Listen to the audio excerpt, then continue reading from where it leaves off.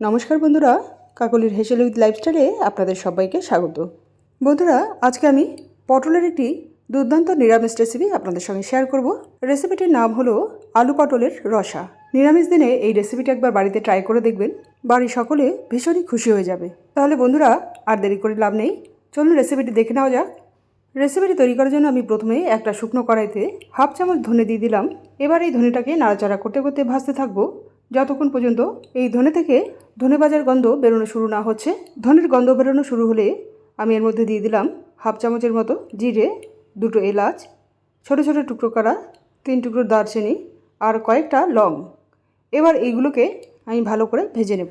বন্ধুরা, এই মশলাগুলো ভাজার সময় আমি যে ধনেটা আগে দিলাম তার কারণ হলো বাদবাকি মশলার তুলনায় ধনে ভাজা হতে বেশি সময় লাগে। মশলাগুলো ভাজা হয়ে গেলে কড়াই থেকে তুলে নিচ্ছি। তারপরে এখানে একটা প্লেটের মধ্যে দেখুন নিয়ে নিয়েছি 1 চামচ চারমগজ, ছোটো ছোটো টুকরো করা একটা টমেটো, ছোটো ছোটো টুকরো করা 2 ইঞ্চি আদা, বেশ কয়েকটা কিশমিশ আর স্বাদমতো শুকনো লঙ্কা। এবার এই মশলাগুলোকে এই মিক্সার জারের মধ্যে ঢেলে দিয়ে মিহি করে পেস্ট করে নেব।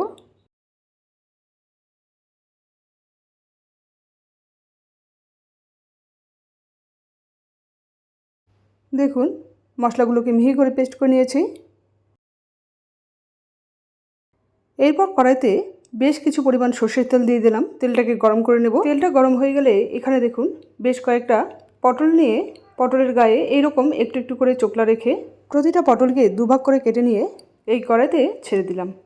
আর বেশ কিছু পরিমাণ এইরকম ডুমো ডুমো করে কেটে নেওয়া আলু এর মধ্যে দিয়ে দিলাম একসঙ্গে। এবার এই আলু পটলের মধ্যে সামান্য নুন ও হলুদ দিয়ে পটল ও আলুগুলোকে ভালো করে ভেজে নেব।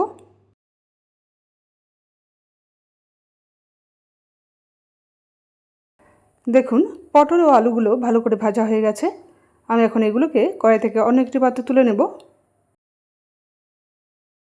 পটল আলুগুলোকে কড়াই থেকে তুলে নেওয়ার পর কড়াইতে বাদবাকি যতটুকু তেল ছিল এতটা তেল বাদবাকি রান্না করতে লাগবে না। তাই আমি 3 চামচের মতো তেল কড়াইতে রেখে তার মধ্যে একটা তেজপাতা আর 2টো শুকনো লঙ্কা দিয়ে এইগুলোকে একটু ভাজা ভাজা করে নেব। ভাজা ভাজা হয়ে গেলে ফোড়নের জন্য এর মধ্যে দিয়ে দিলাম হাফ চামচের মতো জিরে।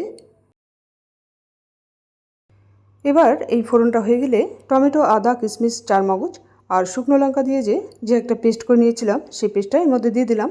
আর সঙ্গে দিয়ে দিলাম মিক্সার জার ধোয়া একটু জল, স্বাদ মতো নুন আর পরিমাণ মতো হলুদ। এবার এই সমস্ত মশলাগুলোকে একসঙ্গে ভালো করে মিক্স করে নিয়ে মশলাটাকে ভালো করে কষিয়ে নেব।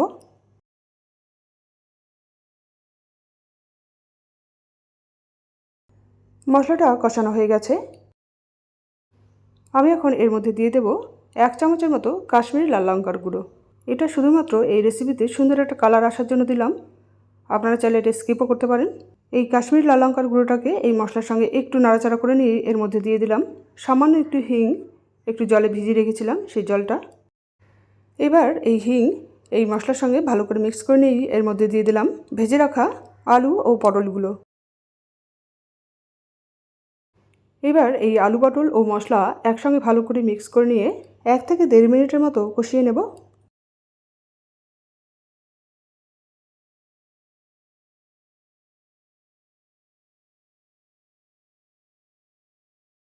এক থেকে 1.5 মিনিট পর আমি এর মধ্যে জল দিয়ে দিলাম। প্রথমে আমি 1 বাটির মতো জল দিয়ে দেখে নিচ্ছি যে এইখানে আর জল দেওয়ার দরকার হবে কি না।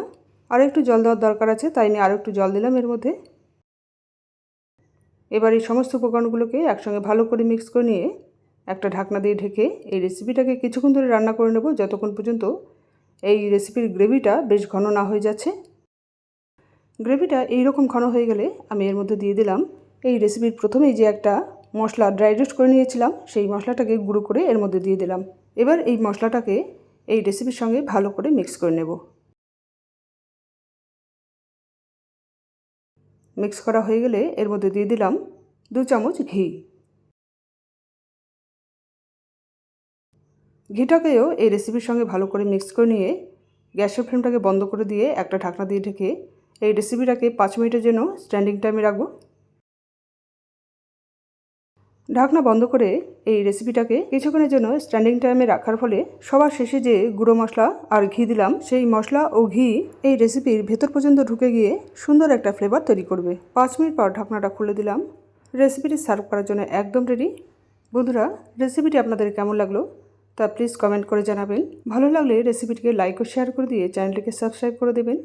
তার সঙ্গে সঙ্গে পাশে থাকা বেল আইকনটি ও অল বাটনটাও প্রেস করে দেবেন, যাতে আমি কোনো নতুন ভিডিও আপলোড করার সঙ্গে সঙ্গেই আপনাদের কাছে খুব সহজেই পৌঁছে যায়।